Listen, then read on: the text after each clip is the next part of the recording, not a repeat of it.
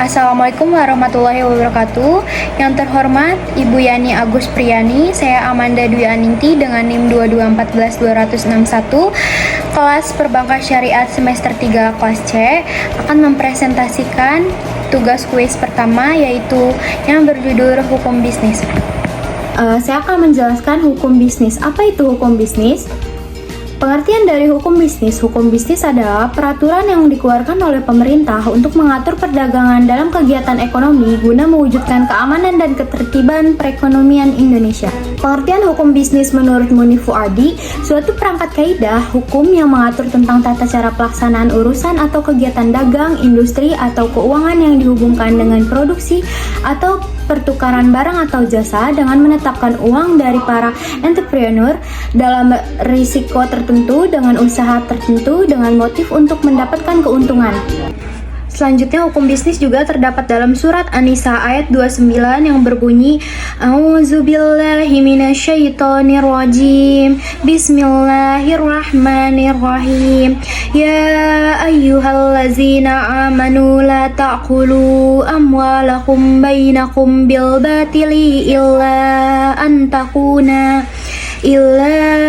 takuna tijaratan antarodin mankum wala taqtulu anfusakum innallaha kana bikum rahiman. Artinya, wahai orang-orang yang beriman, janganlah kamu saling memakan harta sesamamu dengan jalan yang batil, yaitu tidak benar, kecuali dalam perdagangan yang berlaku atas dasar suka sama suka di antara kamu. Dan janganlah kamu membunuh dirimu, sungguh Allah Maha Penyayang kepadamu. Shadaqallahul azim.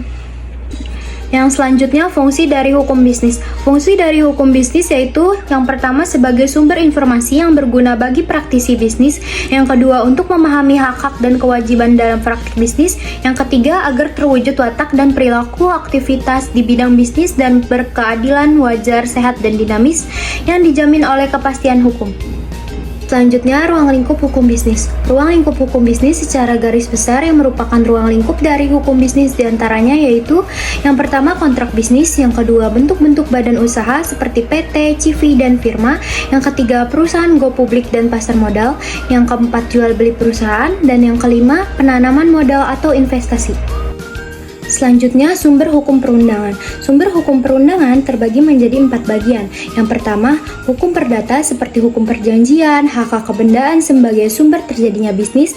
Yang kedua, hukum publik pidana ekonomi atau bisnis, misalnya kejahatan-kejahatan di bidang ekonomi bisnis seperti penyeludupan, korupsi, dan lain-lain. Yang ketiga, hukum dagang, misalnya kewajiban pembukuan perusahaan, persekutuan, firma CV, asuransi pengangkutan, surat berharga, perdagangan perantara, dan keagenan. Yang keempat, yang terakhir, peraturan perundangan-undangan di luar KUHP Perdata, KUHP Dagang seperti kepailitan, perlindungan konsumen, anti monopoli atau persaingan tidak sehat, dan yang terakhir, pasar modal. Selanjutnya, sumber hukum bisnis. Sumber hukum bisnis yang utama yaitu 1338 ayat 1 KUH Perdata. Yang pertama, asas kontrak atau perjanjian menjadi sumber hukum utama di mana masing-masing pihak terikat untuk tunduk kepada kontrak yang telah disepakati. Yang kedua, asas kebebasan berkontrak. Para pihak bebas untuk membuat dan menentukan isi dari kontrak yang mereka sepakati. Selanjutnya, sumber hukum bisnis menurut Munir Fuad. Yang pertama, perundang-undangan, yang kedua perjanjian, yang ketiga traktat, merupakan perjanjian yang dibuat oleh beberapa negara. Umumnya berisikan hal-hal penting yang membutuhkan pengesahan dari negara yang terlibat. Yang keempat, jurisprudensi, ajaran hukum melalui peradilan atau himpunan keputusan hakim. Yang kelima, kebiasaan, dan yang terakhir, yang keenam, pendapat sarjana hukum atau doktrin. Sekian dari saya, kurang lebihnya mohon maaf. Wabillahi taufiq wal hidayah. Wassalamualaikum warahmatullahi wabarakatuh.